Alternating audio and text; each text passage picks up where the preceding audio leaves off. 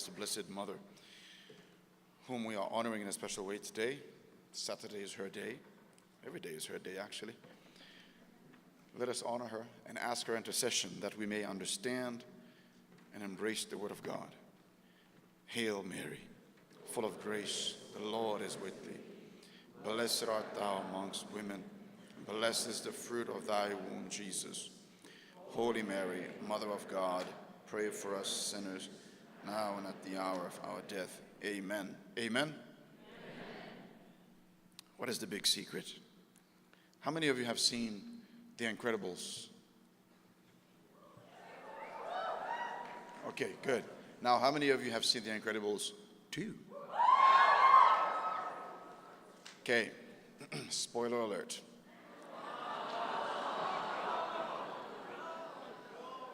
It's not my fault you haven't seen it.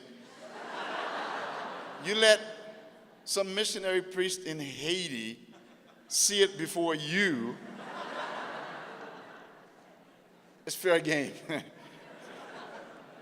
Jack. Okay, probably my favorite character. Okay, Jack. You know who Jack is? It's the baby. They keep saying throughout the whole beginning, Jack has no powers. They couldn't see his powers. Does he have powers? I don't know. Does okay? If you can't handle this, go ahead. You know. Does Jack have powers? Yes. Jack has powers, but were they visible at first? Nope. He just looked like a cute, eating, pooping baby. Just a cute little baby, no powers. And because they couldn't perceive the power that was inside that little boy. And then, did he reveal his powers? And one of my favorite scenes, when he was fighting that, what do you call that animal? Raccoon. Raccoon fighting, Jack ripped him up. He absolutely just almost annihilated the raccoon. And but it was revealed that Jack has great powers.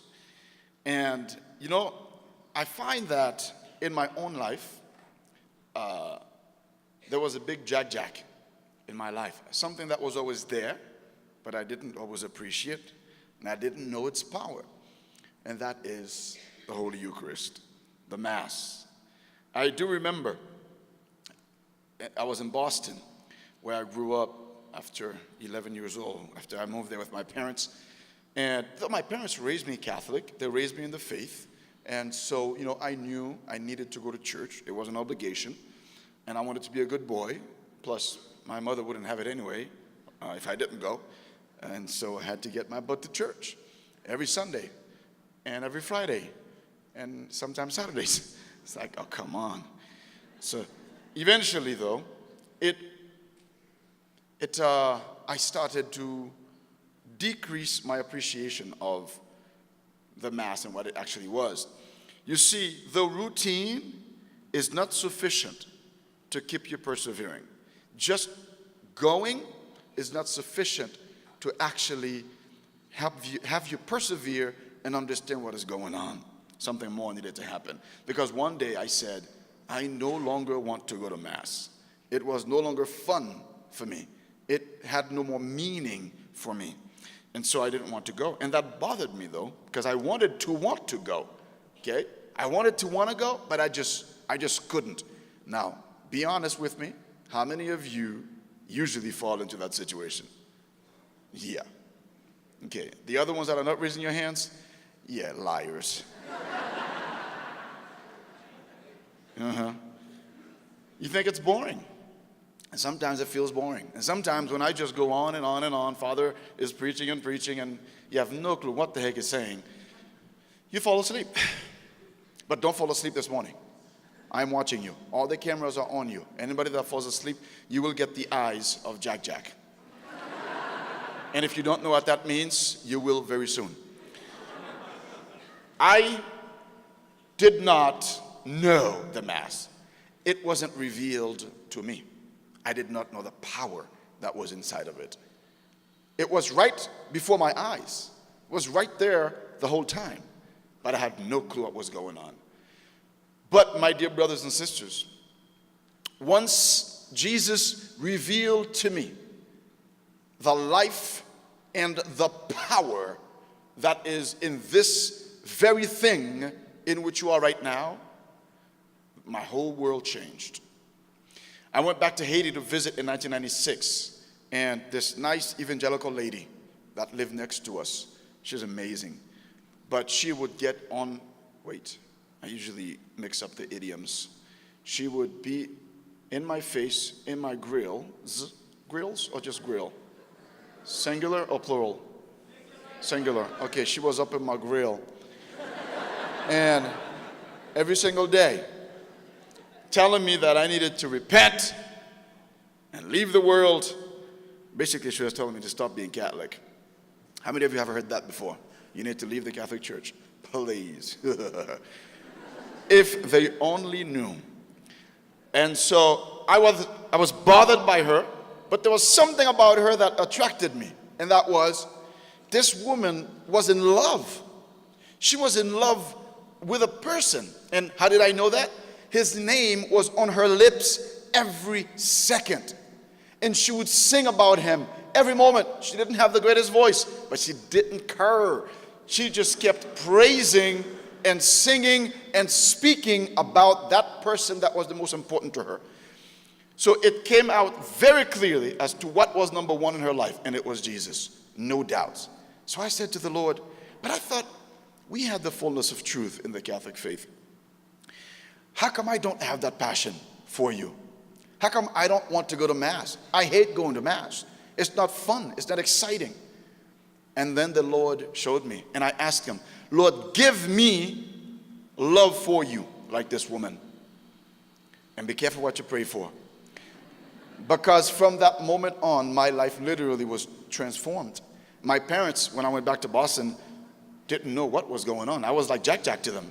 I discovered new powers in myself. Powers to be able to go to Mass and sit through boring homilies. Powers to be able to sit through an hour or 2 hours. You know what he did, though? He opened my eyes. I was blind. I was blind to what was going on here, and he opened my eyes. He showed me that the God who loves me comes down to speak to me and then becomes one with me. And that's all that mattered. Everything else is icing on the cake.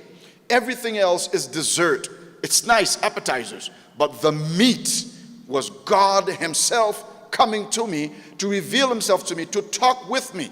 He got down, as Dave Verbum says, to speak to me as his child. I was his baby, and he came to speak my language to show me that he is here. He is here, but I can't see him. He is here in power. You also cannot see the electricity that comes through to light up this room and to light up those very, very bright lights that are in my face right now, to light up the screens. You can't see the electricity, but it is here. And God is more here, more present, more powerful in this Mass than everything that you know. He is more real than the reality that you perceive, because he is reality. He is the basis for it all, and he is here, and he comes in this word, on the table of the word, and in a moment's time, he's going to come on the table of the altar, where the Eucharist will be served to you to receive communion. You see, the disciples on the road to Emmaus, they too had the same trouble as you and me. They simply could not recognize the power of the Lord. And so even when Jesus was walking with them on the road, they did not see him. They saw him, but they did not recognize him. And this thing is falling off. They did not recognize him. He spoke to them of the scriptures, just like he is doing right now. Jesus, through my lips and through the word, is speaking to you right now. He's conversing with you in a journey. He's walking with you. And right now, your hearts, in the name of Jesus, may they be burning, as the disciples noticed. As they were walking, they felt, later on, they recognized that our hearts were burning. Weren't our hearts burning? That's Luke 24, if you want to look it up. And then Jesus pretended to be going elsewhere as they got close to where they were entering. So they told him, no, why don't you stay with us? It's getting late. So Jesus went in and said, thought you'd never ask. And then he went in with them, and he broke bread with them. Broke bread. To break bread is a euphemism. To break bread is a way of saying to have Eucharist, to have Mass. Because what he did in Luke 24, in the breaking of the bread at Emmaus, he did also 2 chapters earlier in Luke 22 at the institution of the Holy Eucharist, where he took the bread, he blessed it, he broke it, and gave it to his disciples. So he did the same thing. In other words, on that Easter Sunday in Emmaus, Jesus celebrated his second Mass with his disciples. And then, when he broke the bread, then their eyes were opened. Many of you this morning have scales on your eyes. I'm not judging you. You still look beautiful, but you got scales. You got some scales in your eyes. You need to remove those. But you can't move them by yourself. You need the power of Jesus in the sacrament in order to open your eyes to help you see. You don't perceive what is going on because you cannot see. And you can't force yourself to see. But you can ask the Lord to reveal himself and by his power to open your eyes. Then you will be one with yourself. You will know yourself and know him.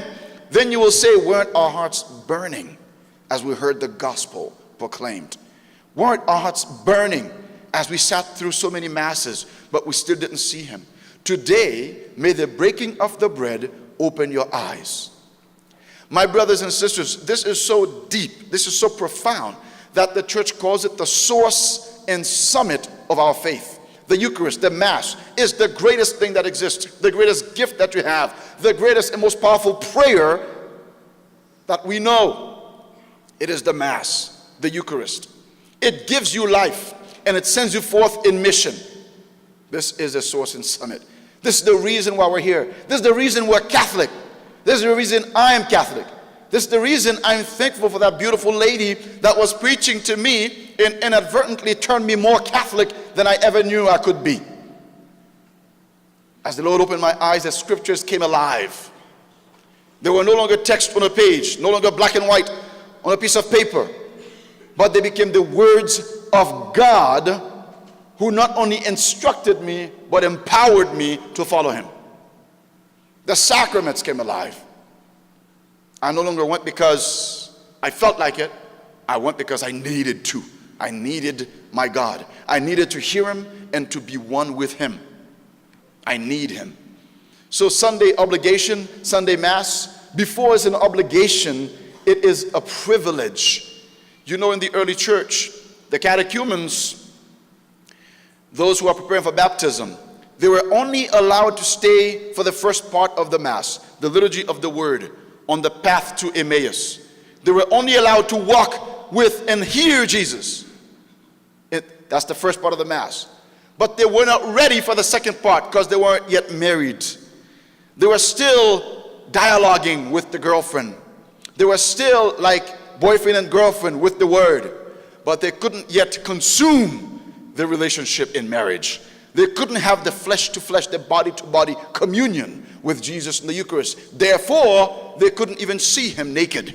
So they had to leave the Mass for the second part. And they went to discuss the Word. They went to discuss the relationship.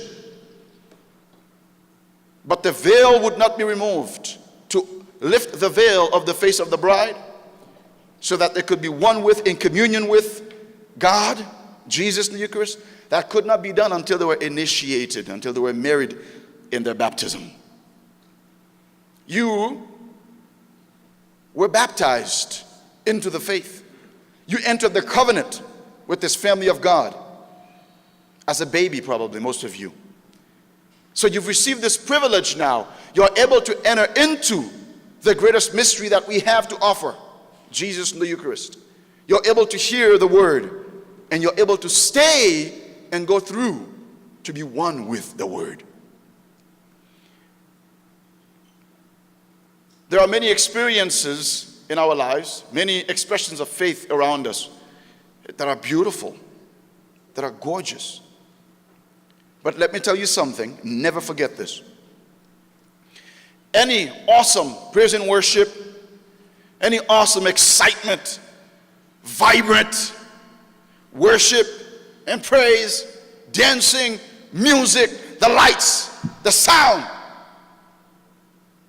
any of that doesn't lead to the consummation of the relationship in the Eucharist, in communion with God in the Eucharist. It is like having a girlfriend, having a relationship where you can speak to her and to him. If you have a boyfriend, but you never enter into the marital union. In other words, the words, the praise, the singing is beautiful, but it is only the preparation for the marriage bed. You need to go further and deeper and embrace your lover, God, who wishes to marry you and who married you in your baptism. Communion is the height of the experience. I'm not comparing the Mass to sex, but I'm comparing sex to the Mass. That's right. Sex is good and beautiful in as much as it reflects the sexual union, the spiritual communion with God himself. So may you never be led astray to follow anything that would lead you away from the height, from the consummation, from the marriage bed right here.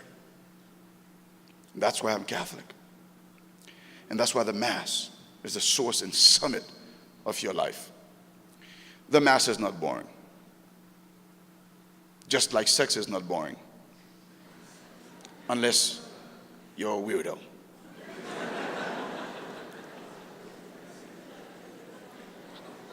You laugh because you know something. Sex is beautiful. It's beautiful when celebrated in the beautiful design that God had for it. In the same way, again, that sex is not boring, so the Mass is not boring, unless you're a weirdo. You just don't know. So, you cannot serve two masters.